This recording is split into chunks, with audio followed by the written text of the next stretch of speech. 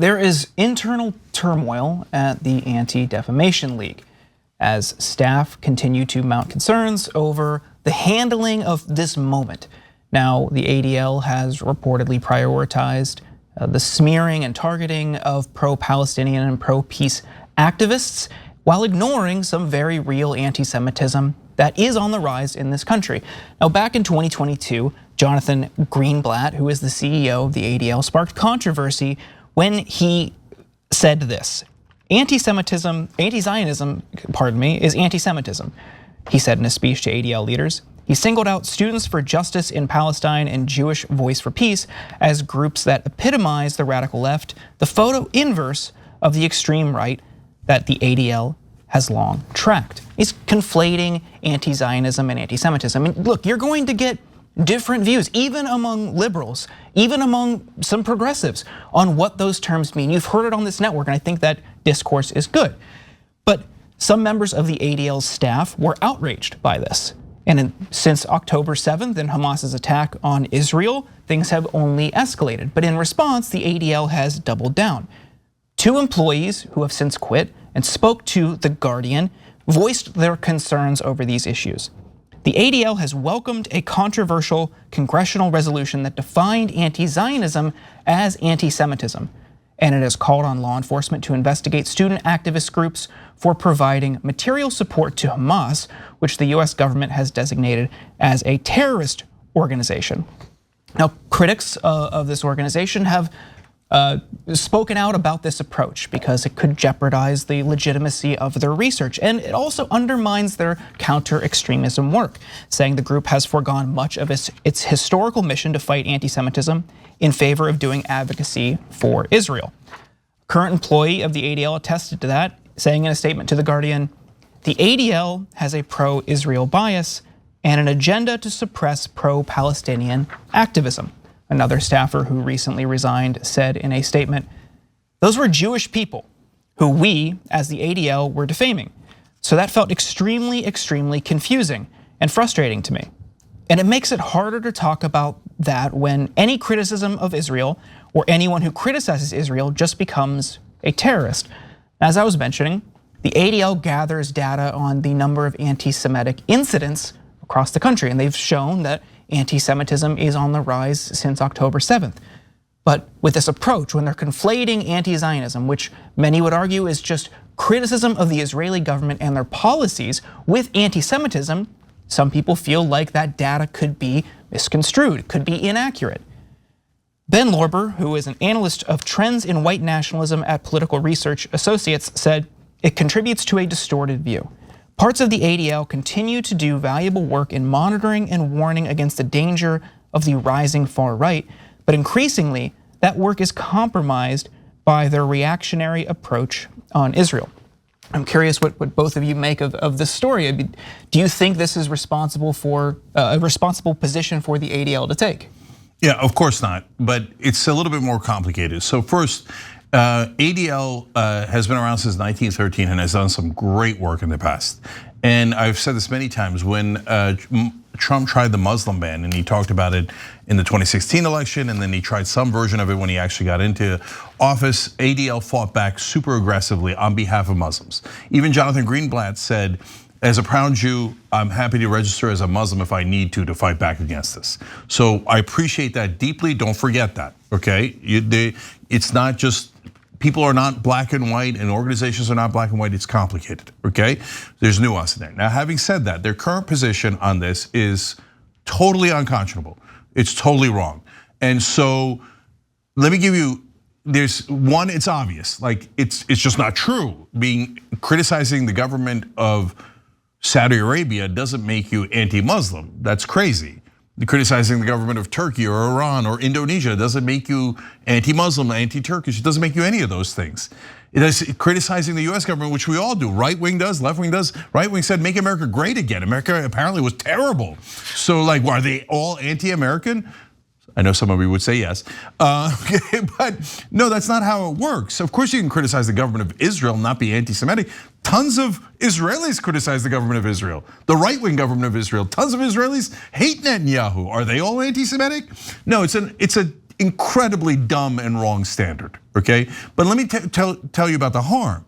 Now, there's massive anti-Semitism in the world and in this country.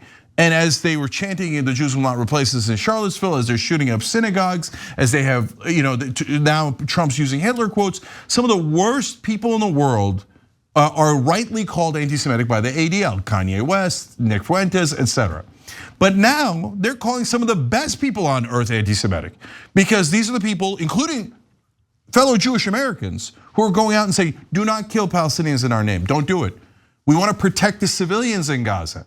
And they go, anti-Semite, wait a minute. So now I don't know. Anytime I see anti-Semitic in the news, in the old days, it was probably a guy who's a terrible person. Now it could be either a guy who's a terrible person or a guy who's a wonderful person. Well, then now you've ruined the word, and you've ruined the power of calling out bad actors. And you did it for a political reason. And remember, the left wing of Israel doesn't even agree. So it's just to protect the right wing of Israel. That's crazy and terribly counterproductive. Yeah, sadly, it's true that criticism of Israel has historically been a proxy for some anti-Semitism. And so that gets washed together. This goes a little to what Cenk's saying. It gets washed together with things that are associated with legitimate criticism of Israel through the years. And it's also the case that within Israel, you have tremendous disagreement about how to proceed, about a two-state solution, even about Netanyahu, who, as Cenk noticed, is not a very popular leader. So I think it's reaction to that proxy nature of Israel as a conduit, essentially, for a lot of anti-Semitism that creates this trigger, and it's an inappropriate trigger within the ADL. But what you're also seeing is, protests around Jewish delis and protests around, I mean, that's straight out Jew hating, okay? The Jewish deli doesn't have anything to do with Israel. And so I think, again, all of these things wash together, and that makes the ADL even more hair trigger in the reaction. And just one quick thing off of what Mark said, because that's right. And so what happened at the Jewish deli, I think is terrible, and other people have defended it. I don't agree. No, you don't surround somebody's restaurant or their house or their person and chant things, etc., and put them in fear and intimidate them. Why? Because they're Jewish. No way, no way, no way, okay? But when the ADL called out anti-Semites who did that, they had a lot of credibility. But now when they call out chants in favor of protecting Palestinian lives, and they call it anti-Semitic as well, now I don't know. Now I don't know what happened at the deli. Because now I go, wait, was the deli really anti-Semitism? Or did they chant about how the Palestinians should be free? I don't know, because I can't trust the ADL anymore. Yeah, just think a couple weeks ago, Elon Musk was replying to somebody on Twitter who made an explicitly anti-Semitic remark about how Jews control the world. And Elon Musk responds with, "You speak the truth." And Greenblatt condemned it. A couple days later, they met. And then I'm sure he made some sort of promise to Greenblatt about how they would handle and tackle anti-Semitism on the platform. And then suddenly he's singing his praises. You don't go from endorsing like the standard, like boilerplate anti-Semitic conspiracy theory to being a leader and a champion in the fight against anti-Semitism. And it just seems like this organization is a bit opportunistic. And to speak to the Jewish Voice for Peace, and if not now, these groups who are doing tremendous work. And since day one, have been holding space and grieving and mourning in a very complicated moment for people who are Jewish, for people who have family in Israel, who were maybe even, unfortunately, directly impacted by what happened on October 7th. They were out there demanding peace and mourning for everybody affected by this. And within that, there's a lot of power. And people who are defending the Israeli government, people who are cheering on this war, people who are completely callous to the suffering that this war is causing, that's inconvenient. So it's much easier to smear all of them as anti-Semitic when we all know they're not. They're just out there advocating for peace and calling for space to grieve for everybody who's affected by this. It's also context, you know. The context of this is that I think Hamas is overwhelmingly winning. I mean, you've got essentially a pariah status that Israel has sort of assumed. The world turning on Israel. Jews everywhere are fearing for their lives. I mean, in their places of worship, in their places of business, as you said. So Hamas is really, I mean, it's a bizarre thing to say over the graves or over the deaths of so many thousands of innocent people. But that said, again, that's the context in which all of these decisions about what to react to and who to embrace and how quickly, in the case of Musk, as he comes over to our side, well, we're so desperate to, you know, get some social media leader. That's the context. I think there is a sense that, wow, the world has turned against us Jews, and we have to be almost a zero tolerance policy when it comes to that which is affecting our community. Yeah, but ironically, that winds up becoming a bigger problem. So when people fight back and go, oh my God, Hamas is using human shields, we had to kill all those civilians. You're not helping, because look, whether we like it or not, and whether you are bothered by it or not, if you don't live in America, the whole world is showing Palestinians picking out body parts from the rubble every single day, because it's true. I mean, 22,000 butchered now. And every day, people in Europe, Asia, Africa, everywhere see Palestinians picking up baby body parts.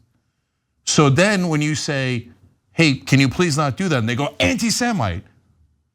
No, you've ruined it. Then no one's gonna believe in any anti-Semitism when you overuse it like that. And so this is so deeply counterproductive. And look, I'm gonna give a word to one of our members here, tyt.com/join, to become part of our community and be part of the show. Purple Rain Dragon said, why aren't they going ham on Netanyahu? He has provided material support to Hamas. And that's an interesting point, because Greenblatt and ADL are saying anyone protesting what Israel's doing on a college campus is aiding Hamas. That's insane. That's just, first of all, lunatic thing to say. I mean, can't understand how we could say that with a straight face. That's so insane, okay? So what, we're not supposed to have freedom of speech? We can't even say Palestinians shouldn't be killed? That's like, okay, so he can't be any more counterproductive. But wait, if you're talking about anything that is aids and comforts Hamas is anti-Semitic, Netanyahu allowed funding of Hamas. Everybody knows that. Israeli papers reported it. There's no dispute over that. So then is Netanyahu anti-Semitic? Because he helped Hamas 10 million times more than any college student in America. You see how this standard is insane and totally untenable. ADL, you're destroying yourselves. You can hate me for saying it, you could hate all of us and the people inside your own organization, but it's a fact, and it's uncomfortable, but it's true. You're losing all credibility. Thanks for watching the video, guys. We also love it if you hit the join button below, because that makes you a member, and members allow us to be independent, honest. We can be as progressive as we want, no corporate media influence, and that's all because of you guys. We love doing the show with our members. Hit the join button, become one of the Young Turks.